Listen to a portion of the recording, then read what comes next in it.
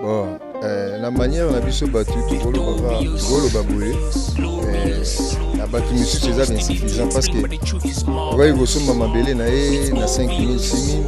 ici 10 000 $. Moi j'ai sous ma coquille ressemble à hier ils ont moi passé. Il y a un moment que on avait préféré à sur la dans l'état qui est pour les capter ça bateau fallait qu'il y a le que la maman place niveau qui était le voilà pour kata to suka bozo ata mwanda mbukoto na mbongo to pesa bino bobeta banga donc bino bozo mona dia le bena donc ça guerre ukraine et ça ukraine récité ça on a kin non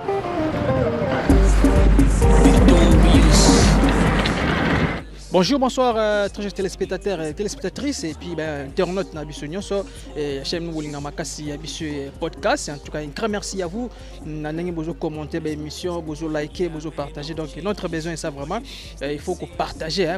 l'émission et surtout commentaire dans nous surtout et ça absolument qui toko makasi la sapena kité bolandi pena émission et maloba na bino pe komi en tout cas je sais la biso pena qui toko makasi ka ndenge zalaka et avec quantement votre humble présentateur Watakin 24 le lion de la presse congolaise autrement dit appelé Exode 1414 et je remercie mon équipe technique qui a si ma caméra j'étais avec je suis Mbungu mona changu na bien ngali son Nzambe ka ndenge zalaka et voilà les lots aux abon awa na district ya Changu et précisément na commune Masina et direction bozomona oyo babenga ngo direction SEP babenga ngo direction SEP abandi pena boulevard na sima caméra et bandi bongo boulevard Lumumba vers marché de la Liberté et puis ndenge akebongo ti abimana rai alors direction oyo bazo sala ngo bongo makadam basala makadam et puis nde bozomona bongo ba palais ya komonga na okita ezate que non guerre ya est côté pe awa na capitale non et ça peut-être que non Ukraine ici non ezakara que non et lokola ba sala bongo makadam ya bomoni ba palais oyo komi pena neti bombe ko yaki topé avion ko yaki ba comprendre que ba monika ba pesa bango ja mbela ba pesa déjà mbela ki non ezana mukolo to lekaka ba loba ka ndenge zalaka mystique fourmika ba fanika buba talaka boye katakata akota ki vraiment na eloko ne ya jaune on a ti ba palais kwei na kateka ki non ba tonga pena makadam obima bongo nde ba sala ko mabongo ti na poids lourd azo kende bongo ti na poids lourd donc na simanga ko kende pena la sabino nzelango et ko kende vraiment leki ya koti rai sep après que ma petro Congo akati ma njilti na poids lourd ba sala pena makadam awa pour na peka ko éviter to pe ko kima ba bouchon eleki bongo na ville province ya Kinshasa ba embouteillage yango monde ba sala bongo nzela oyo et continuer pena ti na suka mais ba pala lali pare écoute que non ba timisu ba zubalar te donc ne bongo banda ko koyi boye ndeka na album na début eza guerre te eza ni te mais eza nde l'état ko tsaki katakata kati batu pe ba leli batu pe apisela ki pe mbela batu misu ba zuba 10 000 bon exemple le pango na somba ngota mususu na $27 000 exemple baba pesios ko 10 000 tonga déjà parler que parler chaque année parler matara mais belé pe ba leli et belé ba zo ba pété bon kende wapi ba mongo pesa insuffisant et car nexa yo moni car net ba toujours TV za radio te to kiti awa na Changu précisément na commune na Masina to solo car na population et est-ce que ndenga babuki bandako batu misu bazana sengo ou comment TV za radio te toujours li sur le cola li sur toujours que n'est-ce que to continuer la sabino nzela yango et puis na quelqu'un ba parler ba buki ba parler msu ya bien batu bazole la car ndenge zalaka à suivre juste matoye yoki miso emoni linga kolobezati otemezate moi misale monani linga kolobezati batu belé vraiment bazole la ba msu bazole ba pété ba okende wapi ba sa ndenge ni kaneza na zapena papa moko bon pe baza victime ndenge ba oti ko buki ya bango abete personnel isolé banaki non ndenge nini ekozapena mala mingi mbote papa mbote ndeko journaliste comment on papa comment on a José Golé OK papa ça na quartier nini là tout ça na quartier à Masina Petro Congo na télévision disons OK merci bien tomoni banda ko belé vraiment misu ba kansaki no gare est kotaki awa to ndenge nini ipe oza victime lo pango oui normalement tous ça victime parce que ba maman bazalia tous ça victime ya ba maman nyoso nde ozomona kaka biso pe tous ça victime non Ok. Merci bien. Avant koya kobuka bongo ndako to ebite bandela ki wapi to ndenge nini ko expliquer biso ba pesa ki bino déjà avertissement besoin qui déjà. Oui, bien sûr, projet ezaki déjà à Kala depuis l'époque nasi oyebi basi ba nosa na ba gouvernement oyo ezalaka liboso et na gouvernement oyo pe nosaki avant que ba banda ba travaux na bango. Mais le problème est que tango balingi basala musala ba nosaki na tout le monde de bakutanaki tokutanaki disons na Kulumba nde ba mekaki ko expliquer batu par rapport à ndenge ba ko évoluer na musala na bango. Maintenant tango ba pesa ki bino ndenge bosola ki bongo comment ndenge ko voler na musala na bango ba ki ko buka bino après combien de jours? Te les penda ba moi les gars belé puis ba bosana na bino pe. Te to bosana les gars penda ba moi belé. Maintenant tracteur côté bino le pont presque mbala mako. Te quand même bango pe o baza na gouvernement ba ebi keno baza batu ce sont des peuples congolais ba ko agir comme mbala moko ndenge wana te ke ba ya ba côté la batu ba ndobuka. Donc quand même baza batu ba ebi pe baza na souci ya batu et il pouvait na bango ke ba ebi sana batu qui était voilà tel jour to ya obanda na biso obuka. Sauf que na oyo peut-être ba ebi sa ki est ati mato imangongi ayo quitté bon ayebi qui était tel jour bango ba osa musala bon a manifester na volonté na c'est ça qui est comme à niveau que l'état bandubuka parce que l'état déjà nous ça qui et puis azana pour ça la musala. Okay. Merci bien. Maintenant kota là idée ya gouvernement ndenge ba otiko buka bongo bato oyo ba yiba ba buki bango omoni ida ondene eza malamu to mabe. Bah oui, c'est la progression aussi, hein? C'est bien, ils ont m'abêté parce que l'État, l'État, l'État,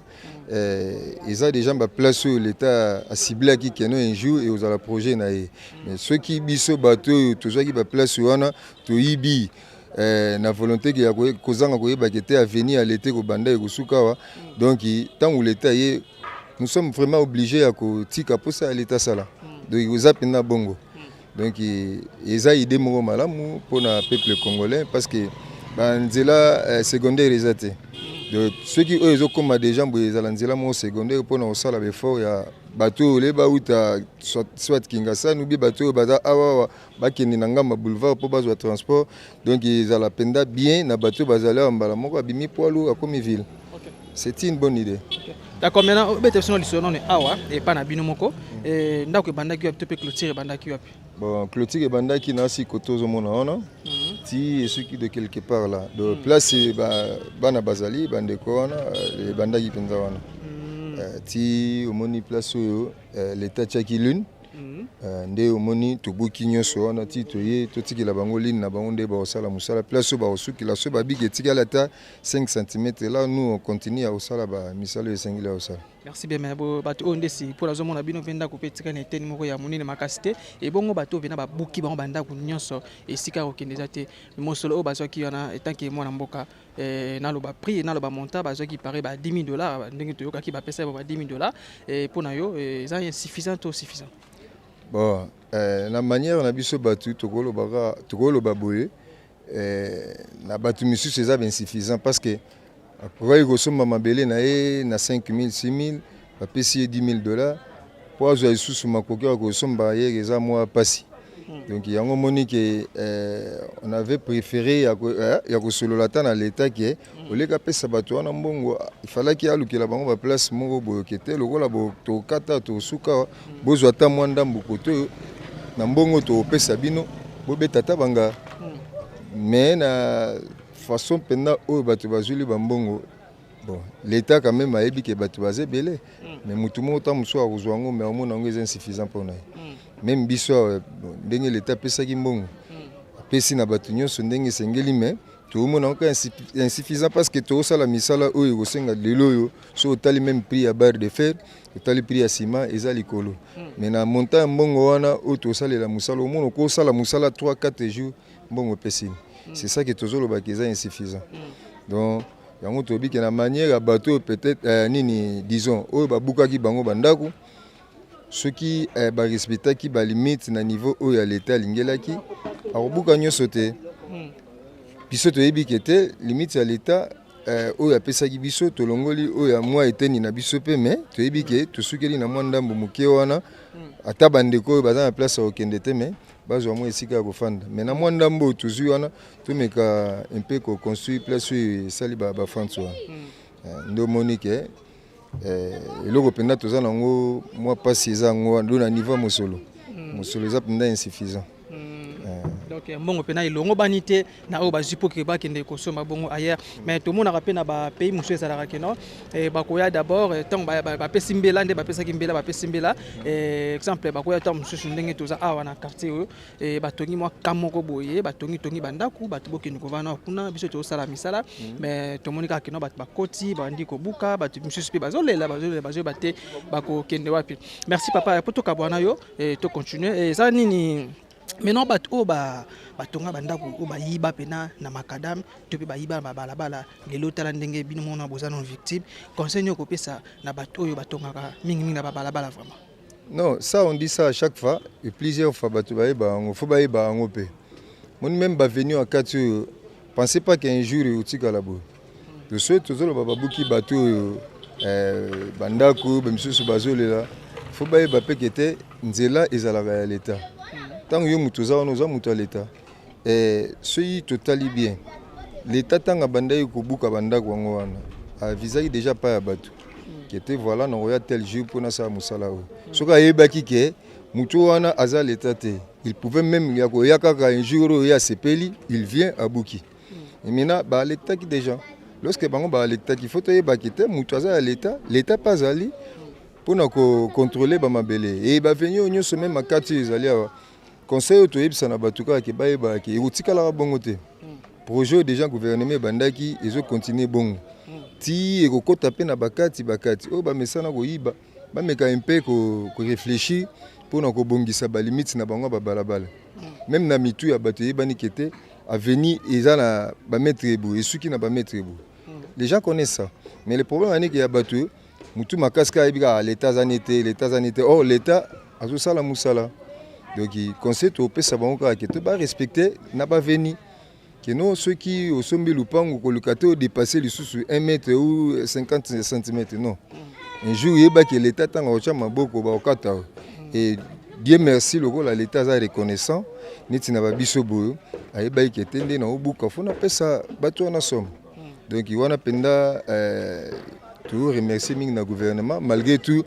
Salibiso tokolo plus ou moins à des pas de plus par rapport à biso mais ezaka insuffisant ce qui est l'état ndongo utayi to utayi kolobake na bamboka muso ezalaka balongoli bato ba quelque part ce qui ezala ipe bongo balongoli biso ba pesi biso mwa nini te wanga ngo elinga ipe ko sala bien mais eza penda bien ya kolobake bandeko mingo bayibaka batika milimo wana penda ko yiba balabala parce que l'état azaka na pitié ya muto azama to imangongi te l'état respectera muto azolanda ba norme na ye donc tokolobaka ke bandeko wana balanda procédure ya l'état parce que l'état za na mboko l'état zo sa musana l'état pa yebi ke wana baza bato na sont des peuples congolais mais tout ça pe na ba norme ndenge ezalela kete oyo eza esika ya l'état nga naza ko exploiter yango est-ce que tokoloba neti likambo nzambe tangu nzambe asalaki mabele biso bato to okuta ngo te le reste etikala zo gérer c'est l'état nde mutu agere babiloko wana nyonso biso pe faut respecter so tozo respecter te c'est que nzambe pe tobangi ye te donc il a voulu dire eza nango mabe te nga kutu mpo na nga j'apprécie que initiative gouvernement ezwaki eza bon donc so bacontinue na barythme oyo ti na bavenir akati omona penda donc évolution aux Anamboka. D'accord. Merci bien, chers téléspectateurs et téléspectatrices. En tout cas, un grand merci à vous. Et toujours continuer ce que vous avez dire. Ce que vous avez dit, vous avez bon macadam, vous avez bon ti na poids lourd et pour na qui ma bon embouteillage, pour te dire qui na biso boucher comme tellement macas vraiment. Mais il y a des victimes au bazo les la car awa, les alarmes, les papa ou tu koloba. Et puis na bête après sous c'était vraiment. ndenge bosala yango il faut qu'on continue yango ko sala pe ba terrasse ya minene vraiment pour que ceux qui voulaient beti ba érosion vraiment ezala te ko landela ko sala pe suivi ba biloko wana oza beza te que non bo bandi place musu bo tie goudron place musu bo kati na bino ali so voulait beti et comme ko pesa sur ko conseil oza pena malam mingi te wa to pesa pena mbela il faut qu'on continue yango ko za pena malam mingi. Merci beaucoup, on se trouve juste après to continue na biso. Merci. Oyo eza biso na biso suka ya makambo eleke bandeli merci koyo ndetango na biso lelo eza lelo don't have to wait. Donc binemo bozomo na dia lobe na bino donc eza guerre Ukraine te et eza Ukraine Russie te eza pété que non est écoute ah on a kin non mais eza ka ki non ndenge bazo sala bongo makada mais to kolinga pe lokwa bubuki pe banda kwa batu lokwa banda ko koyi et alors il faut pe ko réaliser programme projet en qui indépendant jusqu'au bout et que mala mingi non et boye kaka bosali bobuki botiki bangonde ngona en tout cas et que la pena mala mingi te tout pesa ka mela et to lo bato ko tsa bangona banda ko na bino kaka po boyoka mais bosala yango pe parce que peuple congolais boyebi ba ko ba condition toujours vivre mikolo donc pas si vraiment ko tsa ko sara na ko tuté et ba bazo mona ba misala ezate bazo mona ko liana malonga te donc talaka mboka o etikala ko defali pezaka mboka Congo tout cas ça la pena pas si makasi bino bozo mona kaka donc ndenge sali en tout cas ça la pena bien malamu mingi pena te et to comme suka ba tse bongo ba gens zawana yo sala pe mosala ba bandi déjà moi ko sala mwandambo ben na mystique a fourmika ndenge za la photo kita pena to mona est-ce que misala pena e bandi to l'accepte non première partie et ndenge bo moni bo banda ke zo koya bo ki ndenge ba uti koloba to continuer surtout mais mabino pena ti na suka bo mona ndenge ba sala misala et puis place oyo et ko suka vraiment ko za pena malo mingi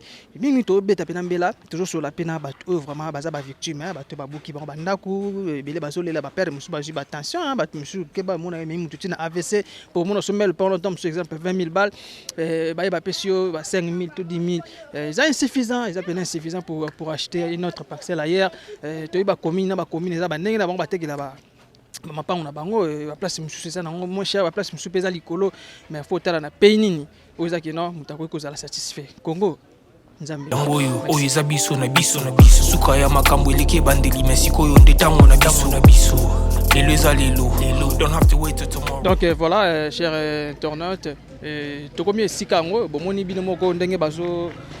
ba mi to keza déjà wana o bazo ça déjà misala yango et bazo bongsa déjà et to mo pesika msusu bazo sala déjà moi ba terrasse ya mike mais ndelo ba ka to kolinga vraiment ezala projet moko tina suka et kozala pena bien et non que non bobuki bandaka batu et après botikika ndengwana bokenda na bino batu bazo ba sous position là la té et chance que tout qui na saison sèche donc vous la pena et aussi la calamité toujours kota bongo nelanga la saison de la pluie toujours longa déjà toujours kota nelanga chance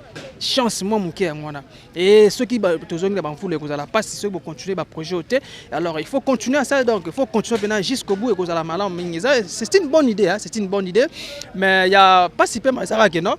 et biso to bandara mais to suka atende tout le monde a bongo nde to mona bongo makadam na ya kimatique de na mato na kimatique nzela ti le sika msusu donc ya koleka kutu na habité so ko koleka ndenge nini alors awa faut ko sa pena makadam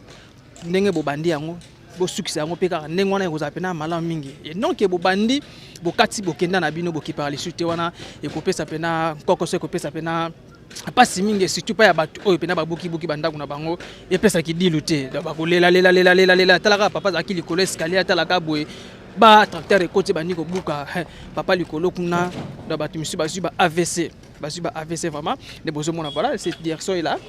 bazo ça déjà et to koma kuna to laksa bino pe ndenge nini misala iso salama vraiment mais toujours betaka c'était il faut continuer en tina suka et aux amala mingi TVZ radio était toujours ici du collège lisu oyo eza biso na biso suka ya makambo eleke bandeli merci koyo ndetango na biso lelo eza lelo don't have to wait till tomorrow poto kende liboso tia kondima liko. Donc voilà bino bomoni donc bazo sala déjà kutu to ça tout prenant église catholique ya Cœur Immaculé de Marie et j'ai bon na masina awa na quartier Njizwa Mbombo vers route direction CEP. Alors en tout cas bomoni to moni bazo sala déjà bazo sala ndenge to bamno ka TVZ radio te et les gens travaillent bazo sala na bango et puis to moni bongo batongi ba terrasser et puis bazo sala yango mais tokolinga il faut entretien ezala ko zapena malamu mingi donc il faut que ça lango pena ba condition ya bien ba condition ya bien ba matériel moko durable nde to mona pena na ba pays mususu et puis na ba commune mususu to mona ba tia pena béton ndenge za moko ko yinda ba ya ba bimi ba tia ba tumbi ba pneu na makadam et puis goudron il y a mis dans so ba tia vraiment béton et ko za vraiment malamu mingi donc bozo mona ba na route SEP donc nzela vraiment akobanda bongo ya bandi bongo liberté aketi akobima na comme on a pas lourd basali pe bongo za pe malamu mingi pona ko éviter pe ba bouchon parce que on a ville province à Kinshasa donc embouteillage comme on chronique okota na donc ba route secondaire vraiment ezate yango moni bazo sala ba route oyo mais il y a pas si peu ma ezaka ke ndenge ba uti bongo kobuka pena ba ndako ba tumisusu ba leli batebele bazole yalela pe ba mona na place okende ezate na mongo bazuana vraiment bazoma te ba kobandela ngoni kuti ba famille si ba famille misusu kuti ba ngo misada bitumba pesa nga par ngana kende ko soma ngana ntele pesa nga par ngana kende soma ngana maluku mais to ebite na combien ngo ba ko kabola mbongo na libota en tout cas mabota misusu ba do bunda pena kuti pena pito pale na ba famille bele pito pale avec 10 000 balles ba pesa bango ba $10,000 bokende ko luka et sika boko somba juste ndako na miso ke lalaki tina c'est vraiment par terre na minute yo to ebite na ba tonenge za likolo boy na minute vraiment ils a participé mawa alors tozo continuer parce que na simalanga bozo moi déjà bakar ezana bazo sala déjà et malgré les travailleurs qui sont là-bas moi to solana bango na nezate parce que misana ne silité alors société ozo sala musala oza bongo Safrimax donc Safrimax nde bango nde ba sala bongo misala oyo ba continuer yango tina suka ndeka tozo ba continuer yango tina suka et puis tokoyoka pembela pe ya ba population ba baza nzinga tokoyoka pembela na bango est-ce que baza na seconde ba sala nzela oyo to baza na seconde te tokoyeba bango kaka à travers ya chaîne abino bolinga makasi vraiment donc ndela ba mino kaka chaîne eza ya ngai ya yo ya biso nyonso bana Congo bana mboka en tout cas bolanda ngo kaka tina suka ko zapena malamu mingi donc tozaka toujours na nzela oyo ndenge ba sala bon awa na route ya direction SEP et na sima na ngaki bimbongo tina liberté et puis croisement mo ezana na relaxa bino ngo ya bimbongo na Roi Baudouin to bi hôpital ya Roi Baudouin ya za bongo pene na église ya hôpital ya Biamba Mutombo Marie et donc to relaxa bino ngo bongo monango et vous appelez à kitoko mingi parce que TVZ radio est toujours à liste le liste ndena lo bana bino merci on se trouve juste après merci biso na biso suka ya makambo eleke bandeli mesiko yo ndetango na biso lelo ezalelo don't have to wait till tomorrow poto kende liboso tia kondima likolo na nyoso po mosika to uti nini te to moni na nyoso to sali mekoli forever grateful I'm counting my blessing my way to begin cause eleki mingi likolo na seko lekaba ute bandeli sito benga mabalongi always give thanks for the life I'm living the coming is like I'm watching a movie soki nakanisi bolamu na yo elekelaka ngai osali ya kokamo oduwa give in exchange koma koyebisa ngai liwa ya sondima mpe mponga nazwa bongo na pont babenga yango bongo pont catholique alors ba terrasse otomoni wana oto laksibino nde ba osala bongo misala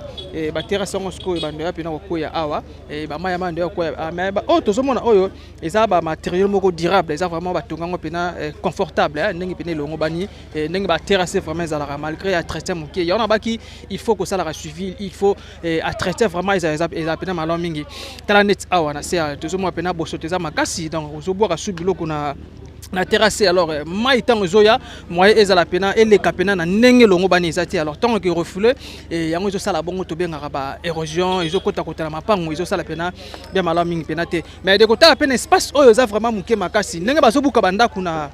na direction oyo alors ba mapango supeza koto oyo baza pe kaka na risque alors c'est le temps vraiment ndé bon déjà babuki ba ninga déjà place wana alors il faut pe kolandela vraiment yo paye bela déjà koto zali bendanaka déjà koto zali lukaka déjà na kozwa wapi na kosoma mabele wapi tala lelo baninga bakomi mitelenga bazwe bate ba okende wapi tala sikoyo net kutu donc na ebite moi koko soko pesa ka muke place o ya batiyo parce que batiya mai musu eleka batiya mai eleka awa alors ndenge ba osela yango avec beaucoup d'intelligence bango ba yebi ndenge nini ya kolandela yango ekozala pena bien pour que eleka pena likolo ezala pena malamu mingi alors eza pena bien ndenge kaka ezalaka kolandela ngo tina suka ekozala bien. Merci beaucoup tozo continuer ndeka basala banzela ozala pena bien na suka wana to lakisa bino sika nini oyo ko continuer pena tina suka ekozala pena malamu mingi. Merci beaucoup. Ya biso yango oyo eza biso na biso suka ya makambo eleke bandeli mesiko yo ndetango na biso lelo eza lelo don't have to wait till tomorrow poto kende liboso tia kondima likolo na nyoso po mosika to uti nini te to moni na nyoso to sali mekondi mekoli forever grateful I'm counting my blessing by way do I begin cause eleki mingi likolo na seko donc voilà eza pe sika pinde ka bazo continuer makadam bino bozo mwana sima déjà ba sa pena misala mais kuna to moni ba terrasse sukika kuna pe na ebite ndeni ba kosala pour que ba continuer yango mais kotala banda ko musu peza pene vraiment baza pe pene na ebite pe ba koza pe mbano na bango je sais pas ndesina loboko na nga ya mwasi ndeto mo déjà quelques maisons ça déjà ba maison musu ba longo déjà ba béton ça qui pena en étage mais ba longo li yango ekoi vraiment ba osala yango kaka malembe donc tu n'as même nous kaka route oyo to lingi vraiment et continuer penati na suka et kozala malamu mingi le de kosala yango ndambe kozala bien te nzela o pesa la rapé pas ndenge batu baleka et pesa rapena moi kokoso soki mvule beti koto vraiment bazala la situation moko tiraka muke boîte kota ba nomema batu ti na destination mais to monde ba osala ndenge wana et kozala malamu mingi vous avez na malamu mingi continuer yango ti na suka tala nzela ndenge ezali tozo continuer susu ti moi liboso to lakisa bino kaka que non ba ko continuer mais est-ce que la population bazana esengo ou comment donc tu éviter to kosola kaka ndena ba TVZ radio toujours liste likola lisu biso na bango tana en place nazali ezaki déjà bosoto za pena makasi mais ndenge bazo sala tala ba voir même ba chauffeur ya wewa bazana difficulté pena na nzela oyo ezaka fambia en direction ya CEP et bandi bongo liberté ti akebe mabongo na rail alors nde ba sala on ko le kara après kebe mape ti na nini comment na Paul Rwana pour na ko éviter ba embouteillage ya mike kozala pena malamu mingi mais ko sala ngo e bandeli ti na suka ndenge bo bandi bo sukisa ngo kozala pena malamu mingi toujours liste likolo ya lisu. Merci. Matoye yoki miso emoni linga kolobezati otemeza temo misale monani linga kolobezati uti musika esa. Donc voilà naza pena moko ya mona quartier na sola na kaka popoka ndenge ba osala bongo banzela e koza pena malamu mingi. Mbote papa. Mbote monsieur journaliste. Comment on papa? Monsieur Gelor Tampo. Papa Gelor Tampo va na quartier ni na. Va na quartier télévision avenue Mobine. D'accord. Merci bien. Comment on a su qu'on débat ça la pena route oyo babanyongo bandeli na liboso pena ti esike ko suka take mo na mboka puis mo na quartier ozo mo na ndeni. Non, eza esengo mingi. Na eza esengo mingi parce que route oyo to zwa ba prévu que normalement ndeto ndenge to banda kokola, ils prévu ba sala ngo banda kala. Moi dans l'époque il y a acheté que le président le Kabila le père. Mais babwaka bayolo seneza babwaki ba terre jaune mais to tikala ko mona o to mona leloté na toza le sengo mingi na quartier na biso ya ko mona o to mona kimbuta to mona na peto Congo na mbeto mona ngosiko pa na biso toza le sengo lelo liboso biso to remercier non le président de la République kout makasi parce que loko to koli to yo mona on na kokola na biso grâce à président de la République nde to yo mona Pati ma président Fati akumisama misala malamu to ya posaka ebanda ndenge bandi esuka pete ke o ekata na te to posama eketi na suka to mona réalité baninga misu ba mona kana poto la ba ke no makada me bandaki esili to za ne sengo na biso ya ngwana kaka to donc ndenge ba bandi ekene ti na suka basilisa yango ke bakata te na ndenge bandi to mona mama ke esili wana mato beti mabo pour le mato za ne sengo parce que to moni da ba traquer to moni ba mandako ezo bukana to moni ke misala ndenge zo sala mato ane sengo o to na posa longa ndenge ba bandi esila o make sengo la biso za ke ndenge ba bandi ekata na te esila esengo la biso ezalation makasi ya ngwana et maintenant take mo na mboka ta mususu ye poza victime na ne babuki ba pale babuki be chabino non te biso to la mwa kati o bandeko babuki nde ba baza na principal ya osika ba sa makadab. Ok, merci bien. Non pas il paraît, mais la caution au bas c'est insuffisant. C'est insuffisant pour que soit ailleurs. Ce que ce que là qui yo, normalement, n'engue toyo qui paie bande comme si ne ba déclarer que non ba mbongo bazu faut meza insuffisant au somba quelque part. So ça qui ngai ananga za peka les sengote parce que sengo ezali o ba e sala mais sengo ezali que nga espace ko zala ba buki mais mbongo na zui eza insuffisant ya kokende libanda eza insuffisant kaka ya kovanda bandeko be ya koluka susu bakoto mosusu ya ba 2000 mais là mosusu 2000 wana nayebi te bandeko mosusu na miso baza pénalisé makasi oyo toomona bandeko mosusu toza mpe na pasi na bango so ezalaki ngai na ngai oza mpe na esengo te mpona miso bandeko mosusu bakomi pénalisé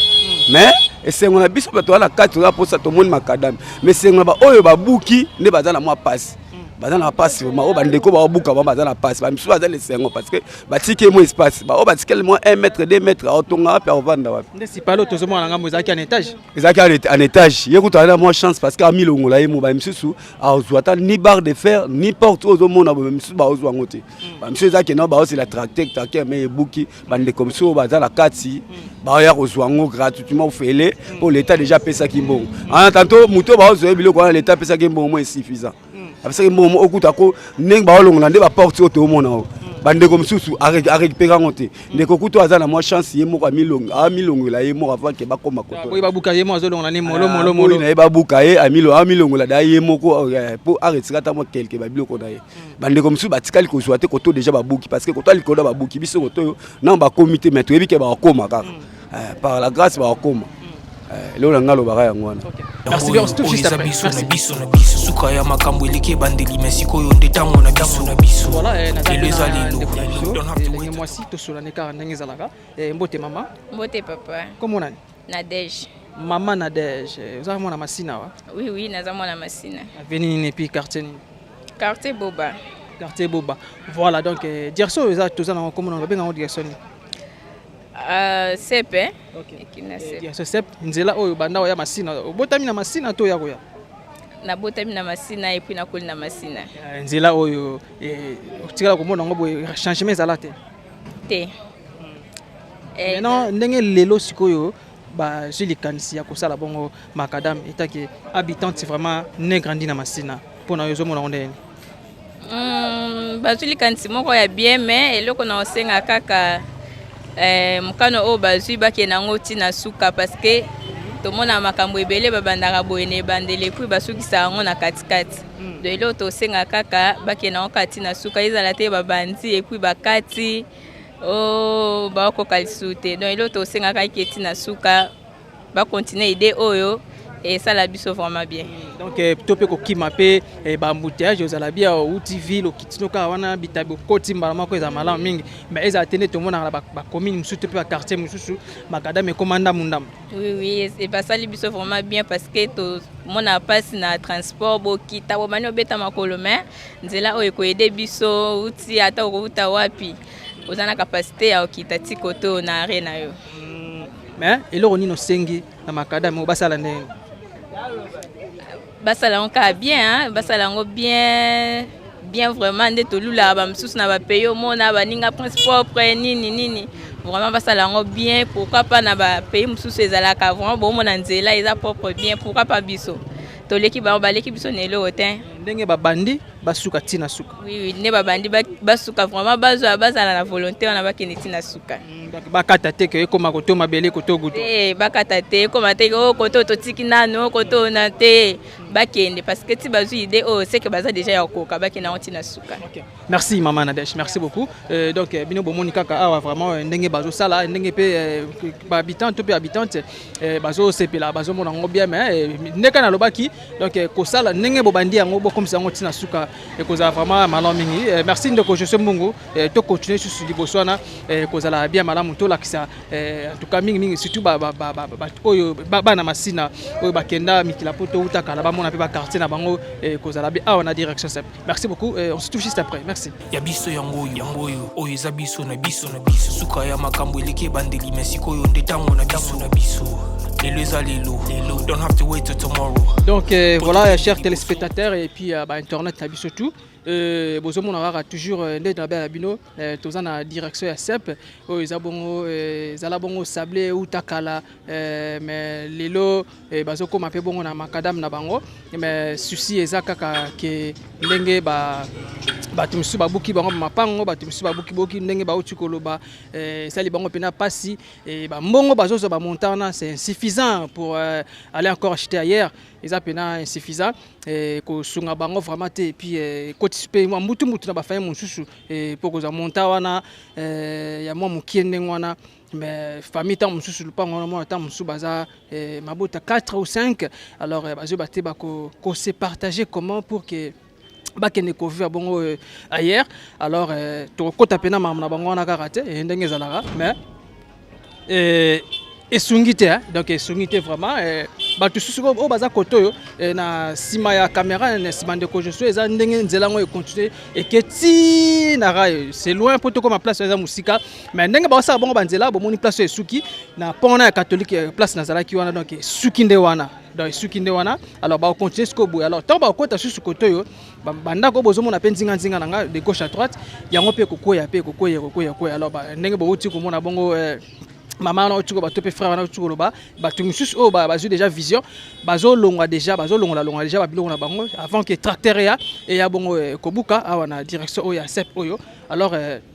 bazo milonga déjà bani na bango pona baza déjà na vision ya ozala bongo libanda to pe ya ko yeba neni ko bongisa clôture eza mwa musika na makadam et puis ndenge ba sa bongo ba terrasse wana et ko senga vraiment faut banda ku musu zonga vraiment sima mais bazo pesa conscient bazo ngobuka nyonso te kaka ndenge ezalaka mais batu misusu pe eza ke non soki ndako ebima pe na libanda donc ekolala bandeko bongo na ebité bandeko wana ebité soki ba kokende wapi toujours kana misika furumi et toujours kota kaka pour que to sur la main à la prochaine to koma to ke penati to la sabino ndenge misala ezo continuer na suka e koza pena mala mingi mais to so la kaka na population et te ba réaction na bango et ti ba to pena ba buki bango te vision ni baza nango déjà pour na ba mapango na bango merci ya biso yango oyo eza biso na biso suka ya makambo eleke bandeli merci pena papa nanga awa mbote papa mbote maman papa comment nani Kujo papa la biso Kujo oza mwana ya koto naza mwana koto paleza ndako eza ngoyo omone maison eza donc ndeko je suis dans la maison ya papa Kujo donc maison a toujours mona bongo galerie kaka donc voilà quand tu peux ka ya publicité to l'extérieur ko za pena malo mingi pera te kabilo na kenkeleri kaka ndenge zala papa Kujo nzela oyo siko nde ba osala yango yo za bongo juste pene nango pena ozo mona ndeni déjà bien pour na biso bon eloko siko moi muketo mona mabe pour délai nous a muke na délai muke en sens ne que ba ko peso mbongo dans une semaine ou 2 semaines ba ko buka délai par rapport à quoi donc pas na binomoko oui. OK ba pesa déjà avertissement ah oui avertissement ba pesa donc donc un mois yango ba pesa mais mbongo ba pesa te donc tu ba pesa avertissement na zagire faut pesa mbongo de avertir muto pona mutai ba se préparer mais tandis que rien tant va avertir muto te yo oye mamoko pesa mbongo dans une semaine oye obuka donc ezali pesa passe mingi na mabota oui. Donc eza pena ba parcelle mususu e ba verti bango te mais tracteur e ba nobuka bon desi o moni résidence des eaux bien des eaux to nofuta mbongo eza de un niveau moko mais ba verti bango donc ba proposer ki bango na mbongo bango pesa bango par rapport ya montant ya mbongo bango ba coût bango saleli en tout cas ils sont insuffisant bon loko ils sont insuffisant donc ba obligé bango il faut babuka mais bayaki to mona yoka baje pe babuki yango bon c'est que tant on proposer mutu mbongo wana moni kinga papa ya ba dépense ne bako ya kosala eza ba insuffisant maintenant yo booking mbala moko alors et puis ça mutona passe donc et même cas au bitu to zana pour le moment na katanda maintenant papa Kujo awa siko nengo za be surtout na maison na ozana ngo serva batu et puis ozora pe moi mike car ndenge zalaka maintenant ba disposition ni bozozwa déjà na parler ndenge bazo ya kobuka bino bon disposition ya bien to kozwa soki quand même que ozana moi eloko na maboko nde kozwa disposition ya bien mais tandis que ozana eloko te na maboko disposition ni cause et singi couper ça avant mutayebi kira na kozwa moi quelque part moi eloko moi quelque part ou soit na cause tonga manda comment rapide pour voir que tant moi buka to za mais un peu l'aise donc voilà donc tolo ba bino bozo bonga na bino te bozo linga bino pena nkolongola ba tolte ozo linga pena ko kanga maison te ozo yana nu l'état ya pesi na mo loko et après bo luki bozu ba disposition ah oui c'est bon ils bon oui mais kota liboso kuna déjà te moni papa mo kuna yiba ba maison déjà zo longola déjà biloko na juste ka peni voisin na yo bon normalement vous avez voisin mais ils ont ajout de ambon donc ce qui na ajout et loko na facilité au kolongola bon ikira to kolongola tracteur est moins difficile pour nous tant ba obenda bec wana tracteur alors il faut bouger moi partir muke on ko tika lango mais lokola soki ngamo na buka na kobuka on a facilité au monde qui gagne et ko bouger que ba maison monsieur etika la te et etika à l'aise et ko bouger te par rapport à tracteur mais alors on a eu bon avant et ça a facilité que gagne na ko ki ko yeba ko bon sa position nga normal na bandu ko tailler ngai moko normal. Donc papa couche le temps d'abord que non qu'il prend d'abord l'air conscient bambongo bazo pesa wana so kazu yango et puis bakoyeba ndeni na ko sala bongo ba disposition te pe akosomba quelque part ton ndeni mais le soki aujourd'hui $10,000 c'est bon pour vous? Mais avec 10 000 quand même pour total on est à nga kata le pangwa na o tika à peu près 2 mètres tout ça la famille tout ça à peu près 10 personnes mais 10 personnes avec 2 mètres alors fona yeba ko luka yo ebika a masina on allez pas on est à $10,000 et c'est suffisant $10,000 donc et c'est impossible à cause de le pangwa na do tika na 2 mètres c'est impossible à ko vendre et puis maison pe kolala maison non sokola alors au mne ko serfer bateau faut abima musika et c'est difficile azaka pembe na sombe loko asali musala mo rapide au monde bon yo mo talaka avec $2,000 mais ils ça bino pe souci bozolo la bien terre mais quand même ko ça souci et ça la souci peut ça passe mais loko là o eloko 5 rein pour na nzela ya biso nyonso tout au vivre nango pour na eloko ya biso nyonso tout et puis ce que 5 ans mais les 5 ans pour prévoir biso avant et 5 ans pour prévoir biso avant ko peut appeler qualité moi que na ko luka moi quelque part donc on somba et ça moi bien au moins problème tout ça nango yango. Maintenant merci beaucoup wana tolongo na koto ya basusi kota mapango en tout cas même ngape ça me dérange aussi comme on a baninga ko buka bango et ils ont ça la biate baninga misunde ba quelque part donc ndé baloba kaka les bonnets des uns fait les malheurs des autres batumsu bazana ma difficulté ma belé voilà maintenant conseil na compagnie ya Safremex o bazo sala bongo makadam de tout le monde na ba commune mususu to pe na ba quartier mususu ba bandi ba kati ba vanda na bango de kotala ko banda Robodouin na Kimbuta pardon na boulevard Lumumba Robodouin makadam ba sala ti asuka a continuer vraiment wana pe Safremex maintenant conseil ne ko pesa to pe likanisino ko za nini take mwana mboka pona nzela oyo bandeko oyo bazo sala musala oyo bon côté bandeko ba sala musala c'est vrai que ça normal ils a bien mais et là comme ça vraiment comme ça amoni amuke ya mabe na sens ni que to bouquet belé mais tant ko tonga net na tali par exemple bande comme ça baza kuna liboso so moke ti ko to ba tonga na au moins de kan niveau et ça à peu près ba 10 mètres de ba ko tonga mais ba buka prise moins 17 mètres ou 18 mètres. Déjà, c'est suffisant. Ils ont des BD. Mais voilà, pesa pour la sécurité, parce que ils ont mis tout comme ça, si la frein, accident, ils ont rébellé, on a mis un espace. Bon, côté que ça, ils ont un problème monté. Mais ce que papa, il y a un bon groupe pesa. Na ku oyo ya kotika, ubikende ubikanga kotika moi pour la sécurité na bato koleka moi nini. Mais ce que papa, il y a distance. À déborder. Donc ndenge ba bukeli bandako distance wana etikali wana eza ndenge te ba sala makata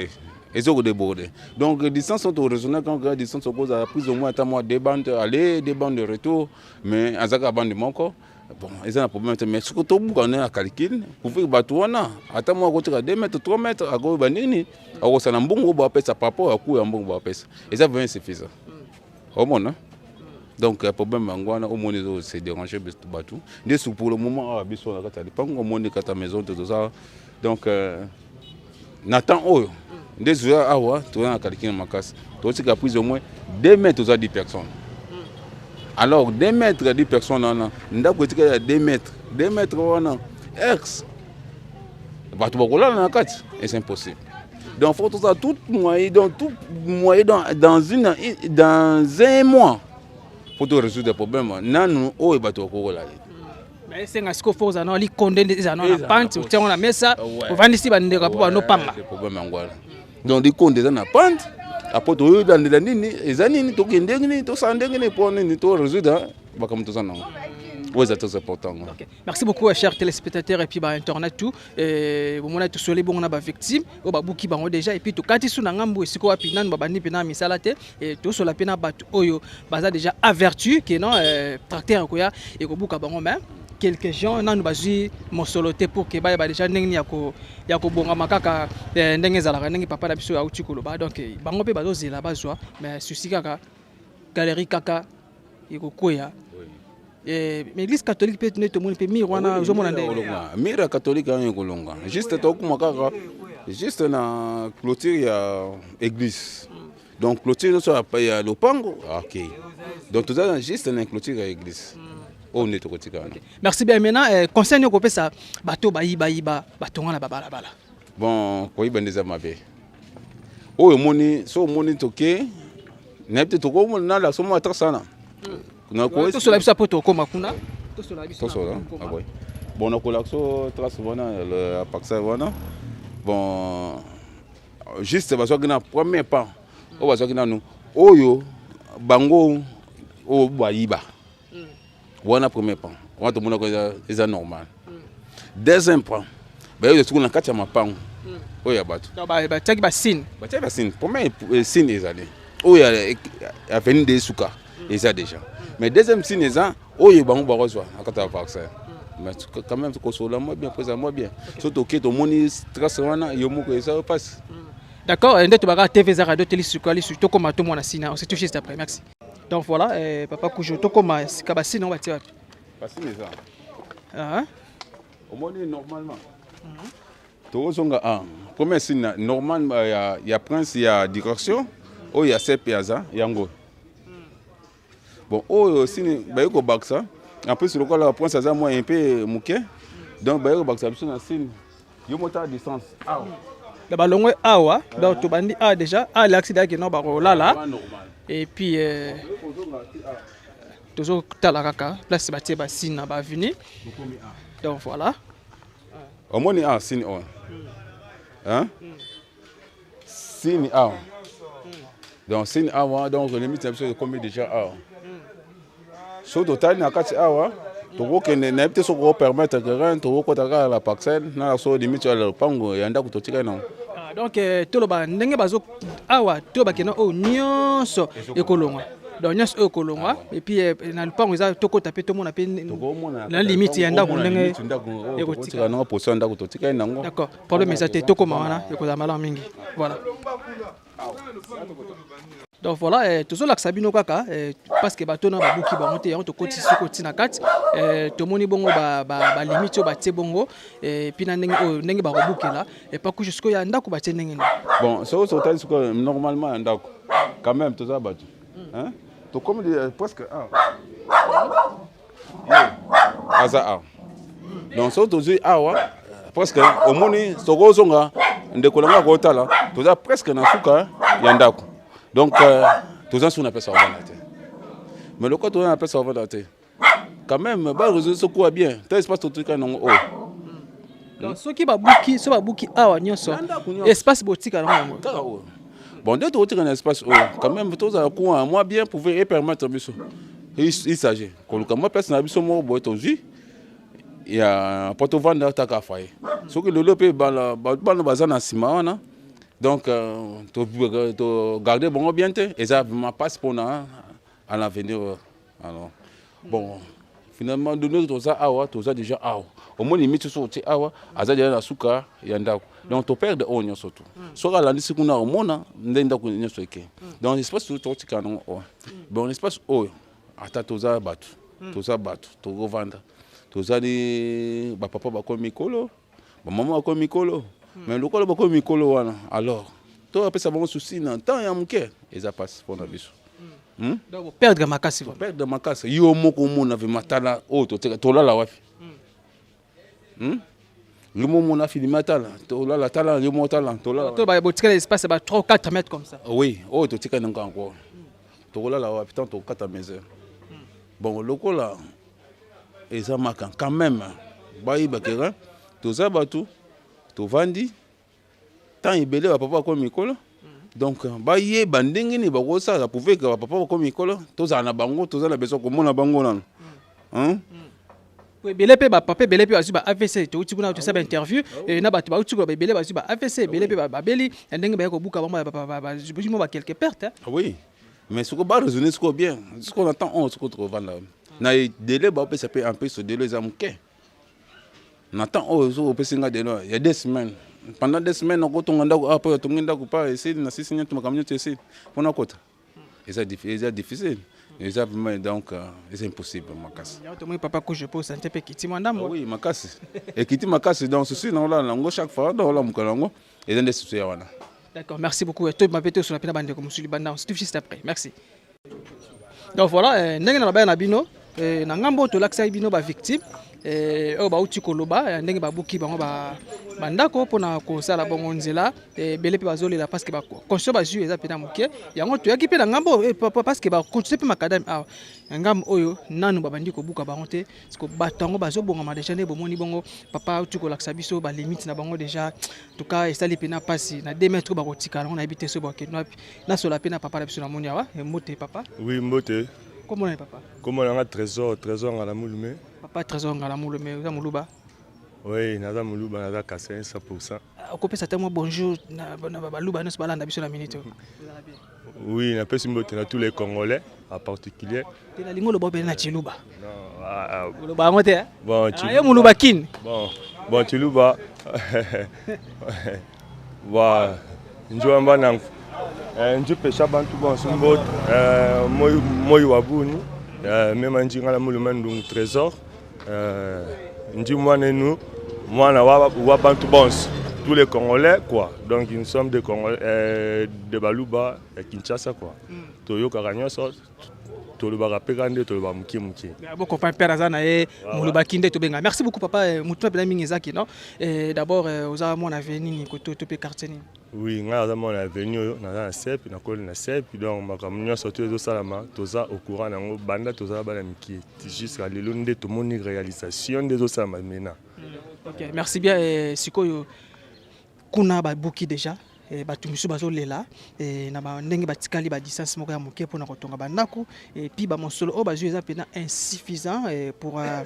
aller encore acheter une autre parcelle ailleurs ba mongo eza pena mike siko bino kotona ba buki bino te bozo bongama déjà ndenge ni oui mais mpona kobuka eza normal parce que eza peut-être problème pe ya respect pe ya limite pe ya ba mapangu la plupart à na quartier pe au moment la pe que non mutu azokorama kozala na respect ya limite ya lupango na été ozomona omona kino na voir même na mutu oyo atekelaki yo lupango soka ye kotala limite na ye akoye soki non je ne t'ai pas vendu comme ça omona pa kino na moteki azo regretter acheter niveau ya komi eza mapango mosusu omona ke bapoto eza kati ya mapango omona ke clôture da béton da eleki da poto tiki poto na sima. Alors maintenant l'État y est, à ce moment-là, et on montre que l'État comme Mabé. Mais Maramuto est normal, il faut pas accepter. Parce que monsieur peut passer la maison là-bas, maintenant quand l'État Mabé il y a l'État. À sa maison, à Jumbo, maintenant l'État y est à Longo, la Sukoyo. Banda Kunaï na Baba na Sa Moussa Naï. C'est à ce moment-là que l'État comme Mabé. Et maintenant vous êtes d'accord en ndenge bande commission ba tika na ba 2 mètres. Non, moi je ne suis pas d'accord parce que qu'on soit d'accord ou pas, ça ne m'engage pas. Sauf que nous avons des intérêts généraux. Alors, Moutou a un respect à la limite. Le roi a 4 mètres. Par exemple, c'est les gens, il a 4 mètres. Il fait déjà dans la moukier. Il y a 5e cadastre qui est la moni na misu na ngai. Bandana Mobutu, bandana Musée, bandana Kabila, Tito comme le lot. Donc, cadastre est la réalisation. Les autres bandai koya balobi car mais ba réaliser ba yaka balobi et puis ba ki c'est tout mais on ande tout monde action et puis ngana ndimi que non et ça m'a pensé que da ba mapango zo bukama oh tout d'abord mon até tout comme on va le contraire tout comme on des réalités donc et là singa que non ndela et ça m'a donc c'est on nga ndela ko ta balabala ndela ne ba buka pour les intérêts général ba bukio biso pe ba buka biso donc ba buka tout le monde ba ça a fait na mututé na ça fait na mututé nga fait na ngenda prince zo kota balabalo et c'est on so banga na pe parler te ta mususu bino pe bakobuka pe utikala mo espace moko muke déjà kobuka déjà c'est normal ba buka déjà tout le monde est conscient que va buka mais comme il soit à la limite bon et suis ngai mais le pas utikali toujours et maintenant clôture bakobuka ba clôture c'est bien bon mais est-ce que ce que côté pena ti na parler côté bofaza non je crois bien que ba mettre ça limité ba buka 4 mètres. Une grande parcelle par le long, Babouka 4 mètres sur 25. C'est ça le problème, parce que le pont est à 4 mètres, mais si on peut respecter 4 mètres, bakolia mpe nyonso tout te omona motu mosusu balinga kozwa tantôt 2 mètres mais ye mo de azwaki 3 mètres na balabala azwaki 2 mètres akomi sur lupango 6 mètres alors maintenant ntango leta ye nde omoni ekomi so bazwinga 4 mètres bazwinga 5 mètres mais en réalité balinga bazwa tan suka 2 mètres 1 mètre na ndambo kimoyibi nde esali ke tobakisa bamètre mais boza mpe na mwa petit souci pene ezali mpo nde bazwa buka souci eza oui souci ezali parce que baparcelle ezokende parcelle ezodiminue mais quartier ezwa valeur toza na difficulté batransport sombu lebeti mato donc otambola te il faut otambola makolo sozomona déjà que mvula so ebeti abozaka déjà inondé mais oui yo moko ozomona soka une fois esalika ya 10 minutes 30 minutes comme ça yo otambola su te oleka su te ne surtout ekomi passe merci bien maintenant conseil nio kopesa na bagent ya Safrimax baosala misala conseil nio kopesa nde tomonaka baplace mosusu babandi basuki awa mpena olinga basala ndenge nini conseil nio kopesa bango mpe te conseil ma topesa comme ça basa ma musala na sembo parce que mboka za biso tout koyiba l'art ya boulot eza wana tina te omoni eza pe kosali pe quand même pe personnalité ya batu omona papa mo boza papa za responsable boza ba bokilo oza bana ba nini mais quelque part babino il avait détourné l'argent wana to bombia wana français donc moyibi papa mo ya moyibi donc ba bazomona ça fait aussi honte alors que ça musala bien eza pe valeur ya compagnie ya mboka pe za musala ya mboka eza bana mboka donc so basala musala bien ezaka toujours pour le coup na biso to se pende to leka na belengesa na banini to mona comment est-ce que basala musala kitoko je crois bien que esama na toute l'étendue ya Congo nzela so ekoti valeur ya mboka zande na balabala nde ça ke biloko oleya makamtu ezala na facilité na disposition ya peuple c'est ça. OK. Merci bien ndenge papa uti koloba ye barotika ye balongole bongo 4 mètres école peza wana bana pe bazora modification lelo pene kokoya maintenant il faut que pena ba disposition moko ya bien kokende pe ko sala mamso ailleurs et vous pena malon mingi et maintenant pona bato ba tokobenga ba katakata to pe ba yibi bala ya l'état conseiller ko pesa bango tanki mona mboka oui pona muto azoyiba et puis na muto nano ayibite o pesa na idée ya koyiba atikara déjà poser des leçons parce que badaya bayibaki bazomona déjà ekolongwa maintenant tikotongo yo pe un jour okoyiba soki kao ekomeli yo omona ke na okodepense mbongo ekende pour rien obungisa mbongo na okosa yango akamususu po yo ozoyiba mais quand même moto pe ayibaki aza pe un peu conscient que non nayibaki bato bayezwa mabele na bango lokwa yanga exemple vraiment boye yo oyibi da l'état 2 mètres otongi bandako na osali ba maison. Est-ce que vous avez l'État qui dira ya ba maison yo tonga qui so pendant 12 ans pendant 24 ans 25 ans o yo zo ki mbongo ya maison wana est-ce que vous avez l'État mbongo wana o yo so zo ki pendant bata wana mais mon l'État da zo ba ye a 4 mais après si sur quelque chose donc à soulager nanga on a ibagité na yo ibaki biso surtout to sa nini to zimbongo alors ya muki o to zui to ba ngane to kobongisa po l'État de ase musala di kolonzambe na c'est l'État to na eloko alobate to na eloko asate eloko loka babuki biso ba mapangu eloko ekosoulager biso ezaka so to moni nzela esili wande gouvernement akozwa raison maintenant à 100%. Maintenant moto na nga suka ba $10,000 bazo pesa wana eza insuffisant ou suffisant? Bon non, $10,000 eza nango insuffisant po ezaka mbongo na mato 10,000 mais eza insuffisant. Bati musupi bazipi ba $10,000 balangote bati musupi bazanga bandambo ndambo. Oui, bati musupi bazango pete musupi bazipi 10,000 te o comme na 10,000 pe fa comme centaine mais peut dépendre pe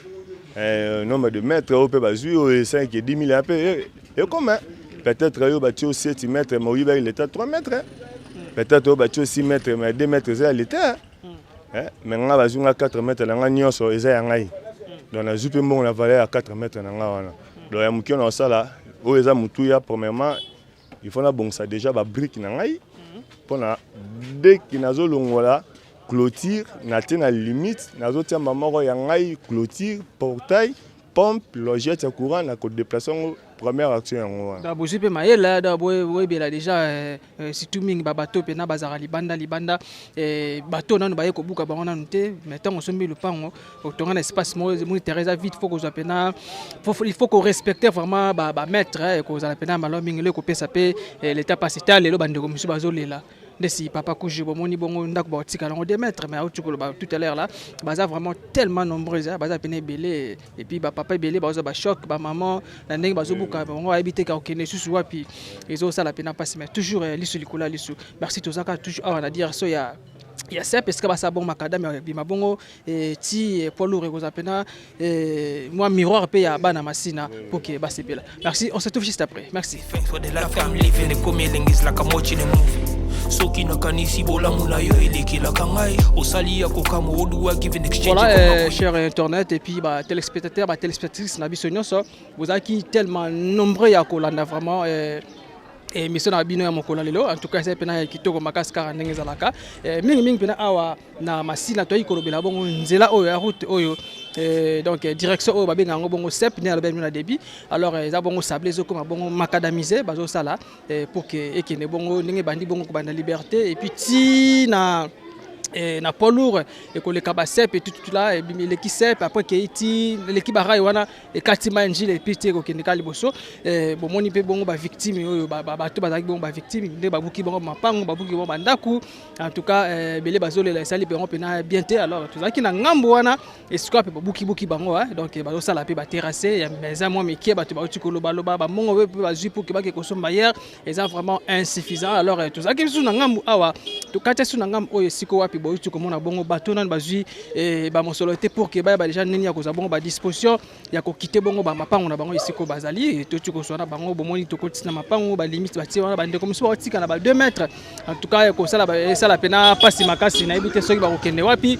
mais oyo ezaki les autres obete la pena c'était eza bubuki bandaka bato c'est bien bon mais il faut que tonga pe makada mango kende tina suka misala ke tina suka eza la tende to zomo lelo na kimbante ke bato basala ki bata compagnie mususu bato na suna bata compagnie mususu a to be déjà que non eza bon s'affirmer que c'est bon ba sala misala wa et ko la pena bien mingi et quant à moi votre humble serviteur Watakin 24 le lion de la presse congolaise Exode 14 et je remercie mon équipe technique qui na sima caméra et j'étais avec ndeko je suis mungu mwana chango benga listo nzambe et puis na okenema pena ko remercier bato vraiment soutenir ka bongo Watakin 24 bato pena ba conseiller kanga bato pena balanda ngai et lokola mon vieux Ben Mbala le Gaulois et sa tête d'Amérique et pourquoi pas aussi saluer mon vieux Charlie Wayungu 001 héros dans l'ombre et depuis Canada il y a Makoko et Machatima ainsi que bana ba partenaire tu es les amis de Watakin 24 Kalamingte bientôt la marche de santé et ko salama et ko zapena bien puis j'ai remercié donc les trios d'affaires un grand merci à vous et nande ka bozo fortifier biso ba travailler na biso et puis ba travailler na bino et puis ba concert nanga ba confrère nanga ya chaîne na bino bolinga makasi et ya biso ya podcast et bota la pena émission et bandeli tina suka et ko zapena bien ba remarque na bino ba j'aime na bino ko za bien sans oublier la maman donc Paza bon on a beauté 10 000 femmes na London City maman na biso Laura Chute maman bana belé un grand merci à vous et car ndenge zalaka ndenge ozo pesa pena ba conseil et za pena kitoko makasi bokende tina cloche de notification pour s'abonner massivement et ko zala bien merci beaucoup on se retrouve à la prochaine numéro bye soki na kanisi bolamu na yo elekilaka ngai osali ya kokamo oduwa give an exchange koma koyebisa ngai liwa ya sondima mpe mponga nazwa bomo ya seko elekilaka ngai give to Caesar what belong to Caesar yebiso lokumu topesa na nkolo obimisanga na molili